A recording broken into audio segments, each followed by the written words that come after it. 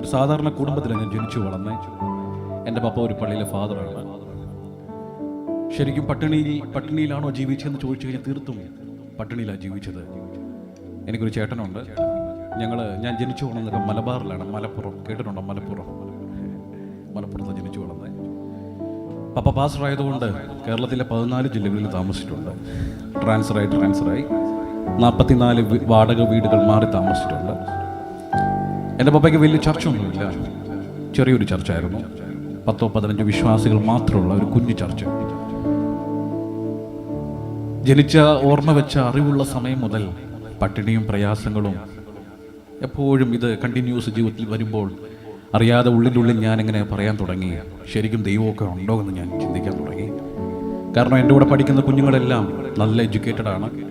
അവർ സ്കൂളിൽ വരുമ്പോൾ നന്നായിട്ട് ഡ്രസ്സ് അവർ ധരിക്കുന്നു, നല്ല ഭക്ഷണം കഴിക്കുന്നു. പല സമയങ്ങളിൽ ഉച്ചയ്ക്ക് എനിക്ക് ചേട്ടനും ടിഫിൻ ബോക്സ് തുറക്കുമ്പോൾ ഇന്നലത്തെ മിനിഞ്ഞാത്ത കൂട്ടൊക്കെ ആയിരിക്കും. കാരണം അന്ന് കഴിക്കാനൊന്നും ഉണ്ടാകത്തില്ല. പുള്ളിനുള്ളിൽ വലിയൊരു ചോദ്യമായി ജീവിതത്തിൽ വളർന്നു വന്നു, ദൈവമുണ്ടോ എന്നൊക്കെ. അങ്ങനെ കാസർഗോഡ് നിന്ന് ട്രാൻസ്ഫറായി ട്രിവാൻഡ്രത്തേക്ക് വരുവാണ്.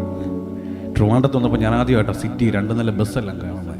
കാട്ടി ജീവിച്ച് എനിക്ക് സിറ്റി കാണുമ്പോൾ അത്ഭുതം തോന്നത്തില്ല. നിങ്ങളെല്ലാം ട്രിവാൻഡ്രം സിറ്റിയും കന്യാകുമാരിയൊക്കെ കാണുന്ന ആളുകൾക്കായതുകൊണ്ട് അതുകൊണ്ടൊരു പുതുമയില്ല. എന്നെ സംബന്ധിച്ചോളം കാസർഗോഡ് നിന്ന് വന്നപ്പോൾ അതൊരു അത്ഭുതമായിരുന്നു ട്രിവാൻഡ്രം. എൻ്റെ +2 പഠനം പൂർത്തീകരിച്ച് പ്രധാന കോഴ്സിലേക്ക് കയറാൻ വേണ്ടി പപ്പയോട് ചോദിച്ചു, പപ്പ എനിക്കിങ്ങനെ ഒരു കോഴ്സ് പഠിക്കണമെന്ന് ആഗ്രഹമുണ്ട്. അപ്പോൾ സ്വാഭാവികമായിട്ടും പഠിക്കാനുള്ള സാധ്യതയൊന്നുമില്ല. കാരണം സാമ്പത്തികമായിട്ട് ഒത്തിരി താഴ്ന്ന ലെവലിലാണ് ഞങ്ങളുടെ ജീവിതശൈലി. പപ്പയോട് ചോദിക്കുന്നത് വലിയൊരു ബുദ്ധിമുട്ട് തന്നെയാണ് പപ്പയ്ക്ക്. പക്ഷേ പറയാതിരിക്കാൻ പറ്റത്തില്ല. ചോദിച്ചു പോയി, പപ്പ എനിക്ക് പഠിക്കാൻ വലുതായിട്ടൊന്നും അറിയത്തില്ല, പക്ഷേ എനിക്ക് അത്യാവശ്യമായി ഡ്രോയിങ് ചെയ്യാൻ അറിയാം. ഞാൻ ട്രിവാൻഡ്രം ഡിസ്ട്രിക്റ്റിൽ എൻ്റെ 10th +2 പഠനം പൂർത്തീകരിക്കുന്നതിന് മുന്നേ ആയിട്ട് കാനായി കുഞ്ഞിരാമൻ MA ബേബി മലയാളത്തിൽ നമ്മുടെ കേരള മിനിസ്റ്റേഴ്സിന് ഒത്തിരി അവാർഡുകൾ നേടുവാൻ, കലാപരമായിട്ട് ഡ്രോയിങ്സിൽ നേടുവാൻ അവസരം ദൈവം ഒരുക്കി. അപ്പോൾ അതിൻ്റെ ബേസിൽ ഒരു കോളേജിൽ അഡ്മിഷൻ ആരംഭിച്ചു. ആ കോളേജിൻ്റെ വലിപ്പമെല്ലാം കണ്ടപ്പോൾ ഞാൻ പപ്പയോട് പറഞ്ഞു, പപ്പ എനിക്കിത് പഠിക്കാൻ പറ്റുമോ? വലിയ ആഗ്രഹമാണ്. എല്ലാ അപ്പന്മാരും ആഗ്രഹിക്കുന്നത് പോലെ, എല്ലാ അമ്മമാരും ആഗ്രഹിക്കുന്ന പോലെ എൻ്റെ അപ്പയ്ക്ക് വലിയ ആഗ്രഹം ഉണ്ടായിരുന്നു ഞങ്ങൾ പഠിപ്പിക്കണം എന്നൊക്കെ. പക്ഷേ പപ്പയുടെ പോക്കറ്റിൽ പൈസ ഇല്ലായിരുന്നു, ക്യാഷ് ഇല്ലായിരുന്നു.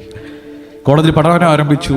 ചില മാസങ്ങൾ കോളേജിൽ പഠിക്കാൻ ഭാഗ്യം ലഭിച്ചു. കുറച്ച് മാസങ്ങൾ, 2 വർഷത്തെ കോഴ്സാണ്. 3 മാസം കഷ്ടിച്ചു പഠിച്ചു.